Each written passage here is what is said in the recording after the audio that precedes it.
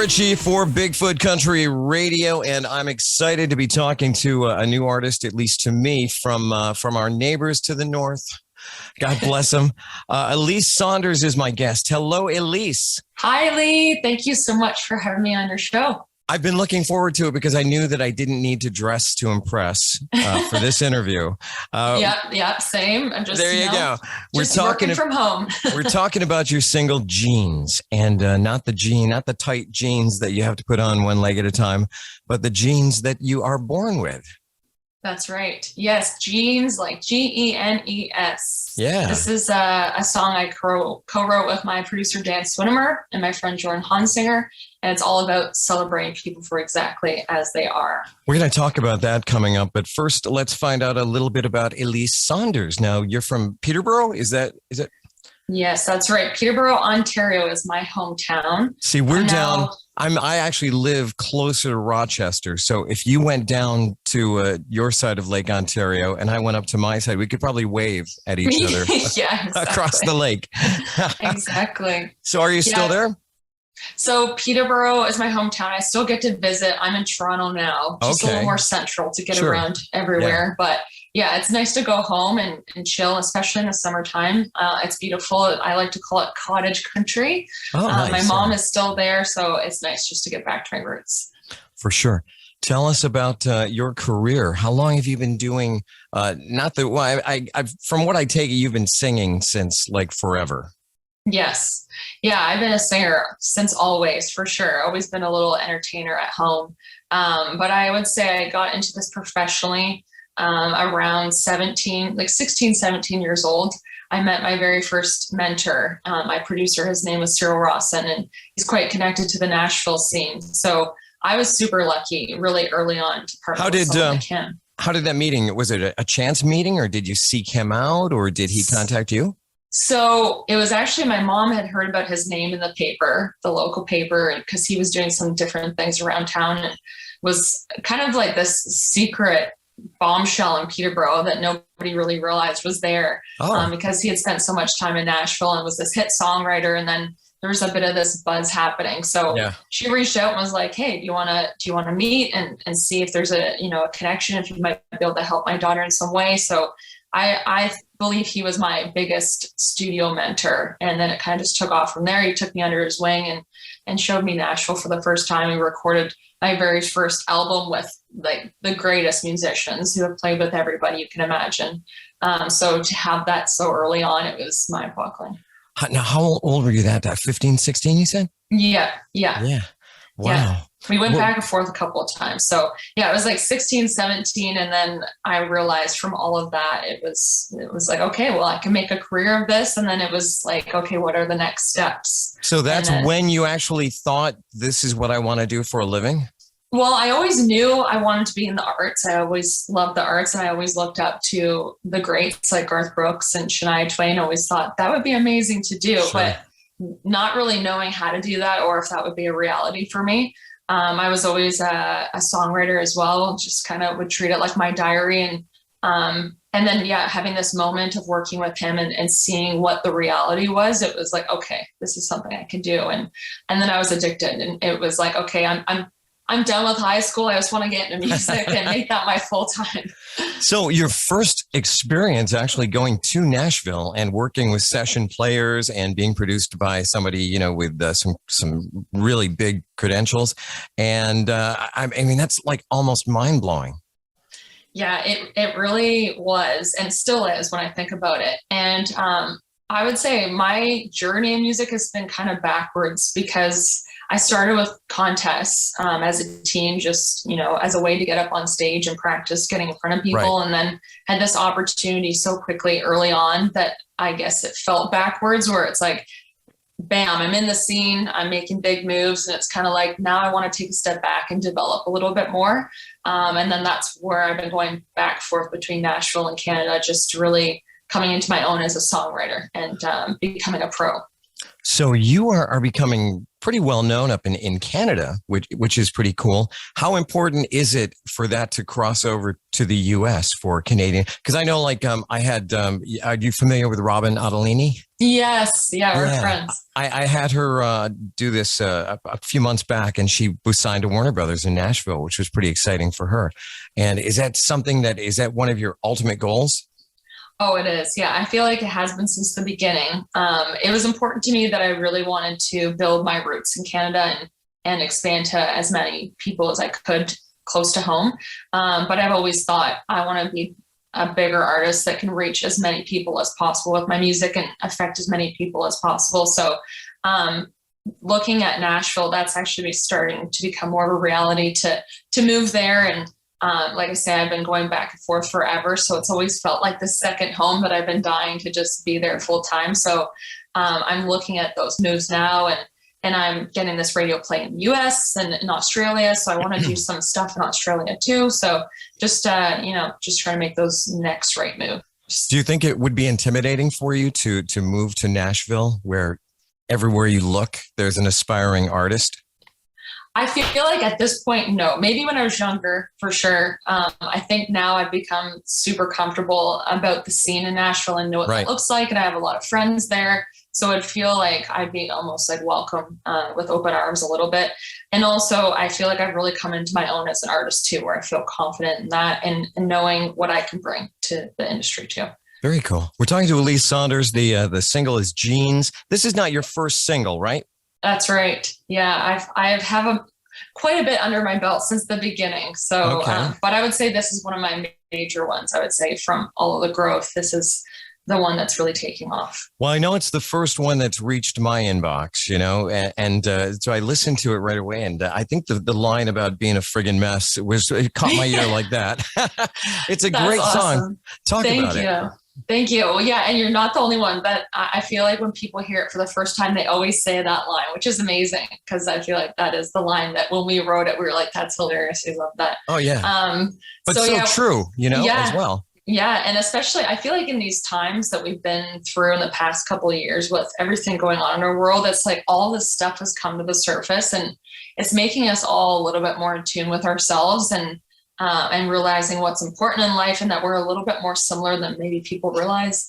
But it's funny with my songs, especially with this current EP and with Jeans, when I wrote them, it was before all of the craziness of the world. So they kind of found their place at the right time, it feels like. But yeah, this song, we sat down, I was at Jordan's place and we did this remote with my producer in Canada, BC, Canada. And we really had this title to start with, which was Jeans. And we kind of wanted to play on people being themselves in their pair of denim, but also being themselves in their jeans. So we kind of play on the words a little bit. And yeah, it's just about having a drink with somebody without those preconceived ideas and just making it into a light message that's fun, but all-inclusive. We're going to hear it right now on Bigfoot Country Radio. This is ELYSE Saunders and Jeans.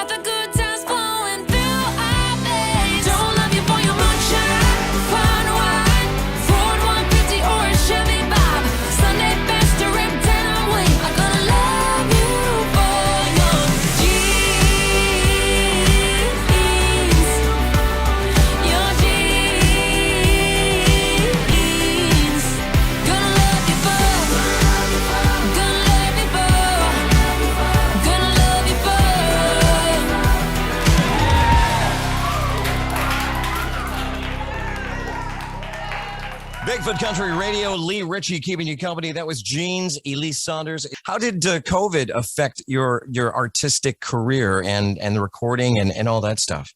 Well, it's been so interesting because when it first happened, I felt like I was on a roll with my live shows, and we were setting up tours and really focusing on that. So obviously that came to a huge halt. Sure. And I was in the middle of recording my EP. So that came to a halt.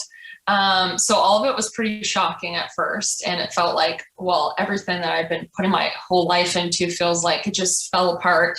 But then after I gave it a few weeks and just kind of readjusted myself, I was like, well, music is important no matter what time, especially now, I think, because music heals. People need music. So then I thought, well, how can I best connect with my fans? And every day I was just, creating content that I could connect with my fans and bring them in on the story. And I do live streams. I did YouTube vlogging, and music videos became such a big thing for me as well. I spent a lot of time on those. So just connecting in any way I could. Plus, from artists that I've talked to, it became quite a creative time for them as well, to really have the time to throw into songwriting and doing things like that. Yeah. Well, for me at the beginning of it, and I know other artists I've talked to as well, it's like, it almost like because it was such like a shock. I had a hard time writing songs for like the first few months of it, where I was like, I don't even know what to write about. I'm just going to go through the process of creating in other ways and being creative in new ways. But after I got through that, it's like, yeah, been nonstop creative songwriting ever since. I've been writing a ton of material, so I'm like dying to record that material now too. We can't wait to hear more. Is Jeans going to be, well, for folks that like it right now and they want to get a copy, what's the best way for them to do it? So they can find it anywhere they listen to music. It's on Amazon Music, Apple Music. Apple Music has been really getting behind this one, which is amazing too, because I feel like they're a big reason why this. They have that stuff in Canada? Yeah. Yeah.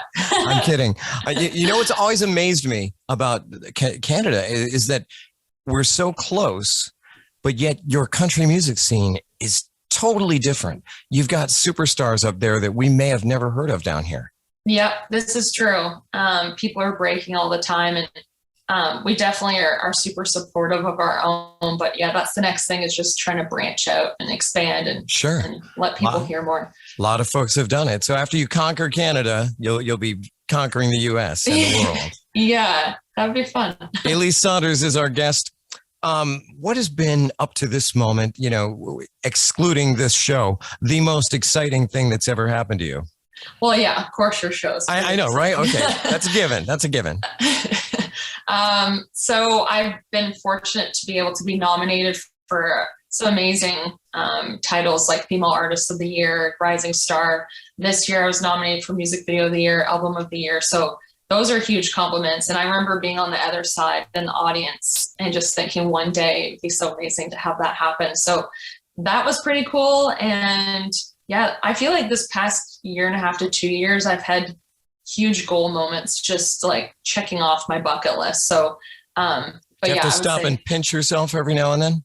Yeah, I do. And I come from a humble place though, because my journey has not been overnight, and I've had a lot of no's along the way, and it's not been given to me. So I feel like I appreciate this stuff now. And to know that people are resonating with what I'm doing is the biggest thing for me. Good for you. You've got an EP out.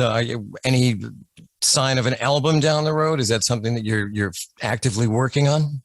So yeah, I have the EP now, which was funded through our government grants here, Factor Canada and Creative BC, because music is very expensive to record. So sure. I was really lucky to have that.